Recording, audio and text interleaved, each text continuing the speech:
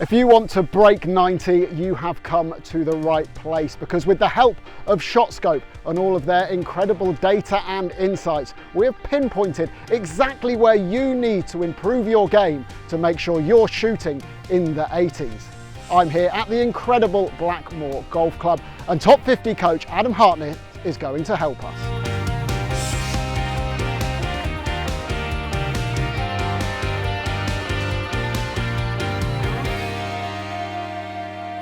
The first point we're going to look at is troublesome tee shots. Now, what do we mean by that? That is anything where basically you can't go for the green with your second shot. So you've knocked it into the trees, into the rough, out of bounds, into a penalty area, obviously they're big ones, or even just into a bunker, which really limits your ability to attack the green with the second shot. Now, if you're shooting in the 90s, you're averaging 4.9 of those troublesome tee shots per round. In the 80s, that's dropping down to 3.3. So about 1.5 fewer per round is going to really help you. Big question is, Adam, how do we do that? Okay, well, I think initially, golfers need to understand their shape and play with it, So if you're a fader of the ball or a drawer of the ball, you need to stick to your shape and use that in your strategy. Okay, so most amateur golfers, handicap players, we're struggling a bit of a slice, a fade if you're a right-hander. So you're heading over to the right-hand side of the tee box, right? Correct. And the mistake that a lot of slicers make is because their ball goes to the right, they tend to tee up on the left, thinking they're giving themselves more room. But actually what that does a lot of the time is it blocks them off because of certain trees or parts of the hole. So we want to do the opposite. So if you're somebody that slices the ball, we tee it up on the right to hit across diagonally.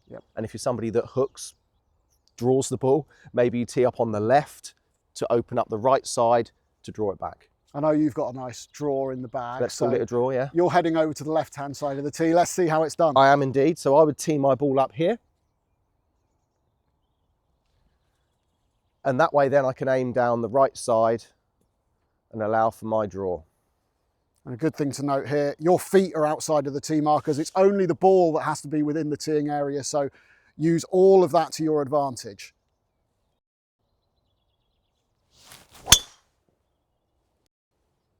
Beautiful strike. There is absolutely no trouble there. So get rid of those troublesome tee shots and those scores will start to come down.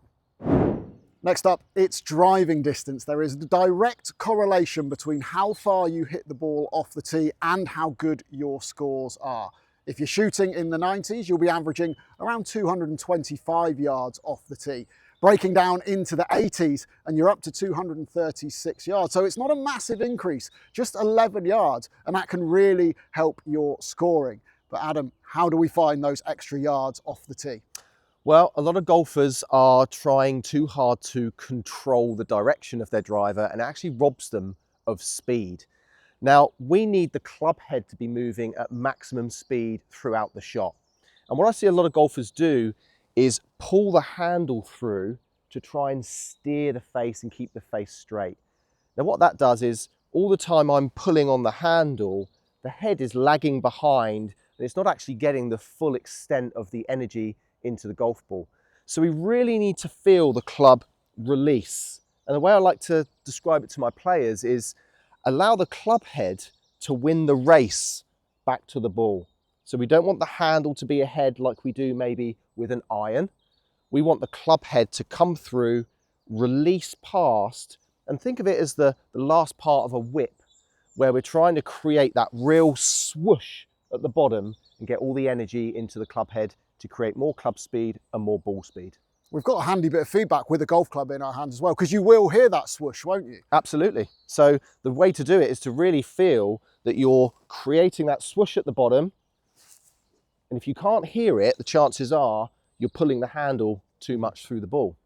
Another important thing when it comes to driving distance as well is efficiency. It might be that you're not actually getting everything out of the speed that you're creating because maybe you don't have the right club set up. How important is it to make sure the driver is fitted into you and set up to optimize what you're doing at launch? Really key. I mean, loft, shaft flex, with modern day drivers now, we can adjust the club heads. So super important to make sure you get fitted for your driver to optimize your distance. There you go. Right club in your hands and make sure it's moving its fastest when you want it down at the bottom of the swing when it's hitting the ball.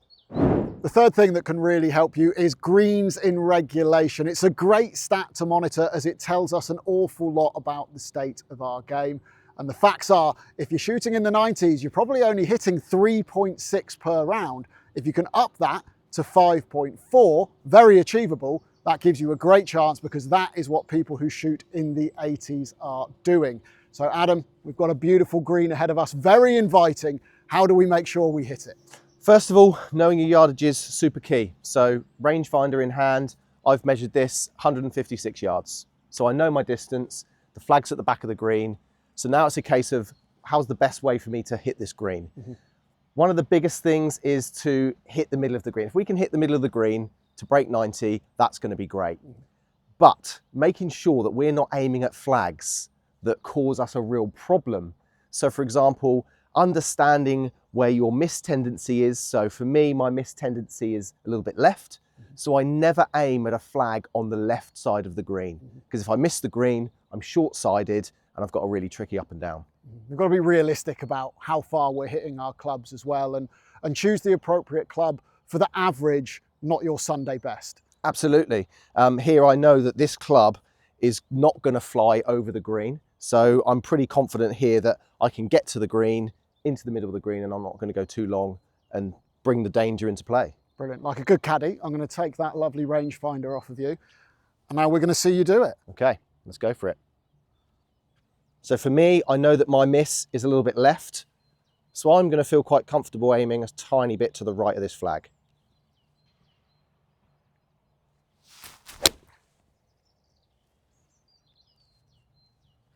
Pretty good. Absolutely picture perfect. So know the yardage, be realistic about the club you choose, and play for your miss tendencies to give yourself that bit of margin for error, and you'll knock one up close and have a decent birdie putt like that. Next up is an area of the game that is actually a little underrated and maybe not focused on as much as it should be, and that's pitching from inside 50 yards. This sort of range that we've got here, you might look at it, think it's simple, I'm going to get it on the green whatever happens, and I just want to try and get it close. Well, the reality is the numbers do not bear that out. If you're shooting in the 90s, 3.2 times per round, you're not hitting the green from here. To get into the 80s, it drops down to 2.1. So that shows you the importance of hitting the green, even from a short looking shot like this. So when we are pitching, we've got these tricky little distances. Adam, what's the way you would set up and approach them? So really to have a standardized technique, something you can rely on. You know, most golfers are either duffing or thinning these through the green. Okay, they're not missing the green because they're usually too far left or right from this distance. So if we can have a nice standardized routine for our technique, that's really going to help. Okay, show us that standardized routine. Okay, so we're going to narrow our stance in a little bit for this one. Two reasons for that. Number one is a narrower stance helps to reduce the length of swing, and we don't want a really big swing for these shots. We want to keep it in control. And also with a narrower stance, it allows us to naturally turn our body. I see a lot of golfers play this shot with a stance that's way too wide, and then the lower body becomes locked, and it's then all arms and hands. So this is a big body movement. So stance nice and close together, weight a little bit on the left side, and from there really it's a thought of turning the body back, turning the body through. What are your thoughts on club selection? A lot of the time, this sort of situation, people automatically go for the most loft in the bag, or at least a 56-degree wedge. Here, there's nothing really to carry over. Those bunkers aren't in play. Do you want to try and take the loft out of your hands a little bit and keep things simple? I think it's safer for a lot of people to take the loft out, but we still want to land the ball on the green and have it stop. So club selection is really, really key. It can depend a little bit on the pin position here. We've got a shelf here with the flag at the back of the green, and actually we walked up, didn't we? And there's a lot of room at the back here. So on this particular shot, we've got to get it up there. But yeah, trying to keep the loft down, you know, 60-degree wedge from here, you know, isn't ideal. Likewise, an 8-iron along the ground, you know, there's a bit too much variation in how the ball might roll through the fairway. So anywhere between your kind of gap wedge to your 56 is probably a safe bet. That's a great description, Adam. Let's see you hit one. Okay.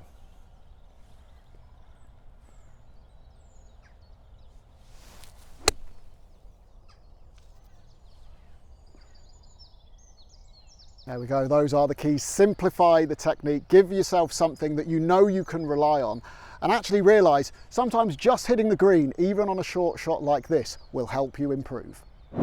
As you would expect, there are big gains to be made on the greens, and the first metric we want to cast our eye over is 3-putts. Now, a lot of people struggle on the greens. 3-putts are a big issue, and if you're shooting in the 90s or more, you're likely 3-putting upwards of 4.5 times per round. But just reducing that by 1 can really help you get down into the 80s. Now, Adam, you've got a great drill that people can use to calibrate their speed on the greens. Absolutely, yeah, and speed is just so key for avoiding 3-putting. Most golfers are too short or too long. That's what leads to 3-putts, not necessarily too left or right. And something really common that I see is putter lengths that are too short and then a big acceleration, or too long and then decelerating. Okay, so this drill is great to help you keep a nice constant speed, constant swinging club, so we can get some predictable distances. I'm just going to use the width of my stance here and swing the putter just to the outside of my right foot, just to the outside of my left foot. And if I can do that with a nice constant swinging club, I'm going to get the ball rolling the same kind of distance each time.